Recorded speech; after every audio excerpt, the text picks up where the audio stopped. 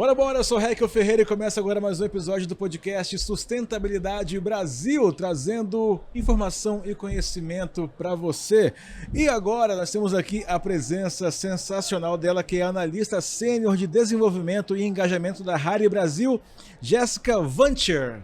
Olá, boa tarde. Falei certo? Por favor, Jéssica, mais pertinho. Sim, boa tarde. Boa tarde, bem-vinda. Obrigada. Te perguntei antes de começar e você já respondeu, mas faz de conta que não me respondeu ainda.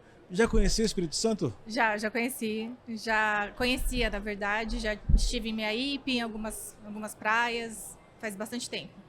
Legal. E no painel que você apresentou, você falou sobre como que as comunidades tradicionais, ou seja, essa que a gente conhece, precisa se preparar.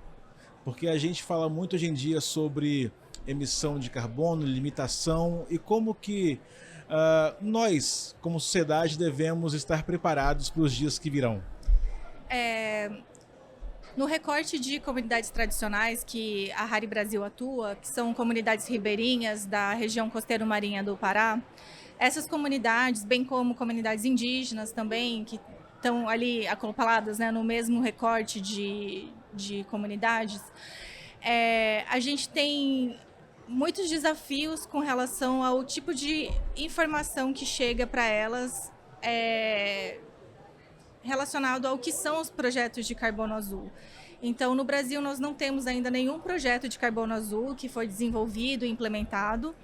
Não existe uma linha de base para mensuração de quanto custa a tonelada de carbono azul, até porque a gente tem muitos ecossistemas complexos, né? Então, onde a Harry atua, que é perto da foz do rio Amazonas, a gente tem ali uma interferência dos rios junto com o oceano, então isso causa uma diferenciação no tipo de manguezal que se tem aqui no Espírito Santo, por exemplo. Mas a professora doutora Mônica, que participou também no nosso painel, que estuda os manguezais do Espírito Santo, ela poderia, por exemplo, trazer uma média de quanto de carbono os manguezais locais aqui eles estocam.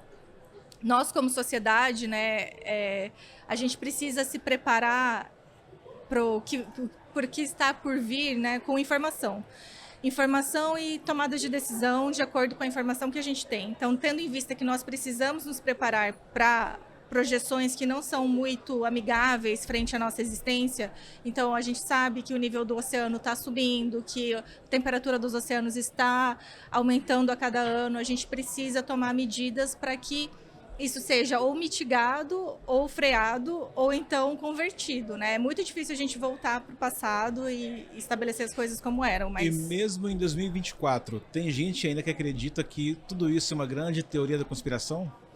Com certeza. Tem dificuldade de aceitar que está acontecendo? Com certeza. E acredito que essa falta de regulamentação nas mídias sociais também facilita com que as informações não verificadas sejam dissipadas, né, com a sociedade. É muito mais fácil a gente aceitar de que a gente não vive uma crise climática do que a gente enfrentar ela, né? E enfrentar ela significa mudar hábitos, estabelecer políticas públicas que estejam de acordo com a nova realidade do mundo e adaptar as cidades, né, que vai exigir uma vontade política e muito investimento para que as cidades que nós moramos hoje sejam adaptadas. A gente pode ver que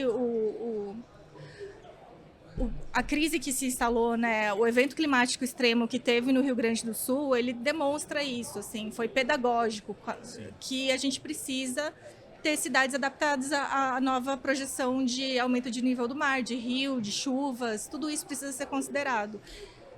Por favor. E as comunidades tradicionais, como protagonistas na conservação desses manguezais, que agem, né, e têm atuação tão grande na mitigação e também na regulação do clima na Terra, são essenciais para que elas também possam ter acesso a financiamento, garantir uma vida digna, ao mesmo tempo que elas continuam protegendo os manguezais do Brasil, né, como um todo.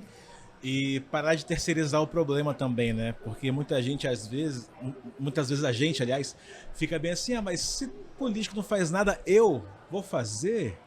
Né? E é muito interessante, né, você falar isso, porque nós que colocamos os políticos lá. Então, obviamente, o poder de decisão é nosso, né? Exato. Então, uma vez que eu tenho ciência da agenda que esse político está me propondo, afinal, ele deve servir a mim, né, como sociedade, como cidadã, eu quero uma pessoa que tenha planos concretos e consiga executar esses planos nos 4 anos que eu vou oferecer a ele um cargo, né? Uhum. Então, tendo em vista que a gente tem muitos desafios a nível nacional e que eles tendem a cascatear a nível municipal, como que eu consigo eleger bons gestores municipais, bons vereadores que vão desenvolver legislações que garantem que a política nacional chegue ao meu território no âmbito municipal? Só para você ter uma ideia, os planos de adaptação climática eles devem ser desenvolvidos pelo executivo do município. Então, é o seu prefeito, é a equipe de secretaria Sim. dele que vai ter que pensar em como você vai lidar nos próximos anos com a crise climática. E isso é muito importante. Qual que é a importância de um evento como esse? Sustentabilidade Brasil, saindo do Espírito Santo para o Brasil, para o mundo, qual que é a importância de uma feira como essa? É muito importante a gente difundir a mensagem, né, tanto da urgência que a gente precisa para a transição para uma economia de baixo carbono, tanto quanto a mudança, nem que seja ínfima, né, no nosso modo de vida. Então, como que a gente se relaciona com o mundo hoje, com o consumo excessivo, com as tomadas de decisão política.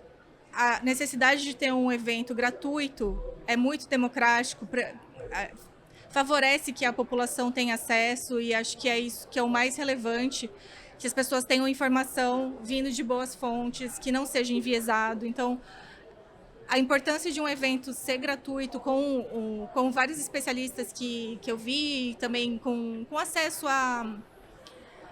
frente a frente com alguns gestores públicos, também é necessário para que tenha também um nível de transparência na conversa. Então, diálogo, né? Um diálogo aberto, É exatamente. Isso. É muito importante. Jéssica, muito obrigado. Disponha. Obrigado mesmo. Eu sou Raquel Ferreira e esse foi mais um episódio do Sustentabilidade Brasil Podcast. Até a próxima.